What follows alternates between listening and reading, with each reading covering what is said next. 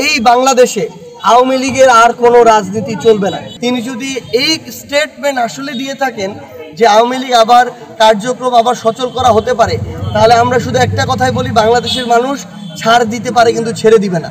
স্পষ্টভাবে আওয়ামী লীগের রাজনৈতিক কার্যক্রম নিষিদ্ধ হয়েছে এবং নির্বাচন কমিশন কোনো একটা কিছুর ভয়ে কিংবা চাপে তারা এই স্বেচ্ছাচারিতা এবং বৈষম্যমূলক আচরণটা করছে। আমরা একদম দৃঢ়ভাবে বিশ্বাস করি তাদের দ্বারা এই বাংলাদেশে সুষ্ঠু নির্বাচন সম্ভব নয়। জুলাই অভ্যুত্থান পরবর্তী সময়ে যখন আমাদেরকে আবার আওয়ামী লীগ নিষিদ্ধের দাবিতে রাজপথে নামতে হয়, এটাই হচ্ছে এই অন্তর্বর্তীকালীন সরকারের অন্যতম প্রথম ব্যর্থতা।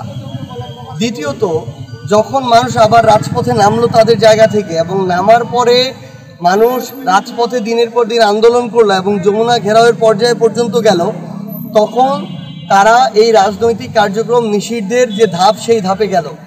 তিনি যদি এখন বিভিন্ন কারণে আন্তর্জাতিক মহলে বাংলাদেশের মানুষের এত ত্যাগ তিতিক্ষা সব কিছু ভুলে গিয়ে, বাংলাদেশের মানুষের এত রক্ত বিসর্জন সব কিছু প্রাণ বিসর্জন ভুলে গিয়ে নিজের ইমেজের চেক অ্যান্ড ব্যালেন্স করার জন্য তিনি সুশীল শাস্তে শুরু করেন এবং সব এই অভ্যুত্থানের মতো এত বড় একটা বড় ঘটনা ভুলে গিয়ে তিনি যদি এই স্টেটমেন্ট আসলে দিয়ে থাকেন যে আওয়ামী লীগ আবার কার্যক্রম আবার সচল করা হতে পারে, তাহলে আমরা শুধু একটা কথাই বলি, বাংলাদেশের মানুষ ছাড় দিতে পারে কিন্তু ছেড়ে দিবে না।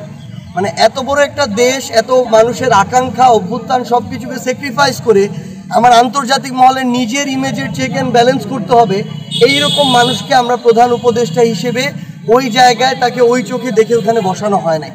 আমরা তাকে স্পষ্ট করে বলবো, তাকে এবং যারা এই অন্তর্বর্তীকালীন সরকারে রয়েছেন, বাংলাদেশের মানুষ ওই একটা প্রশ্নে আপোষহীন, শেখ হাসিনা।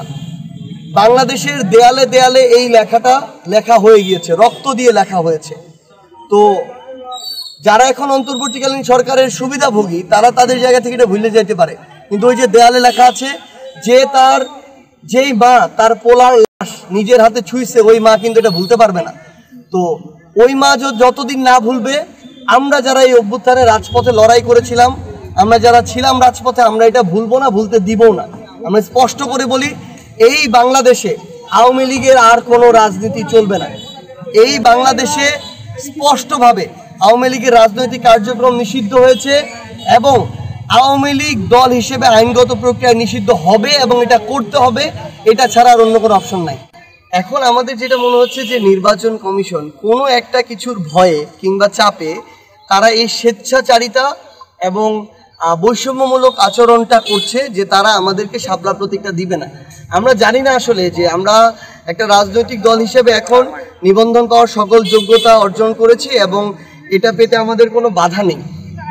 এরপরে আমরা আমাদের যাত্রা শুরু করেছি, 1 বছরও কিন্তু হয়নি, তাতেই আমাদের মার্কা নিয়ে একটা বড় গোষ্ঠীর বিশাল বড় মাথা ব্যথা। তারা মার্কার যে একটা ভার, এই চাপটাই তারা নিতে পারছে না।